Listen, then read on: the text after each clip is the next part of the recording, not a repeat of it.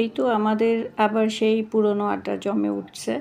মানে হচ্ছে যে মায়রামণির স্কুল প্রায় পুজোর বন্ধ ছিল ৯-১০ দিনের মতো। তো অনেক দিন পরে স্কুল খুললো আর সবার সাথে দেখা হলো, বেশ ভালো লাগছে। আর এই যে আমরা সবাই হচ্ছে চলে আসছি সেই চিরচেনা পুরনো জায়গা আমাদের আড্ডার আর কি, যেখানে আমরা নাস্তা খাই, নাহার রেস্টুরেন্ট। তো এখানে হচ্ছে সব নাস্তাই মজা। তো আমরা এই যে নাস্তা অর্ডার করে দিলাম, পরাটা ভাজি সবাই মিলে খাচ্ছি। আজকে অবশ্য সবাই আসে নাই, আমরা ৫ জন ছিলাম।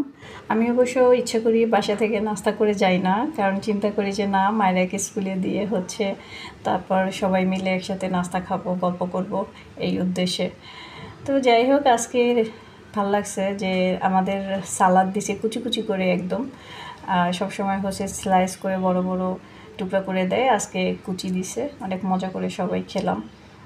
আর নাস্তা তো খেয়েছি বেশ ভালো, কিন্তু ওদের সবজিটা সবসময়ই ভালো হয়। আজকে সবজিটা একটু কেমন জানি পোড়া পোড়া গন্ধ আসতেছিল, যার কারণে হচ্ছে সবাই তো টাচ করে ফেলছে, চেঞ্জ করতে পারে নাই।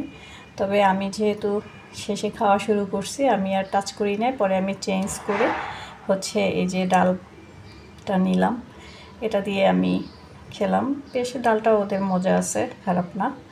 তো খেয়ে টেয়ে সবার শেষে তো চা না হলে হয়ই না, আর চা খেলে নাকি শরীর চাঙ্গা হয়। তো আমাদের ক্ষেত্রে যেটা হয়েছে যে কত কাপ চা খেলে শরীর চাঙ্গা হবে সেটাই বুঝে উঠতে পারি না।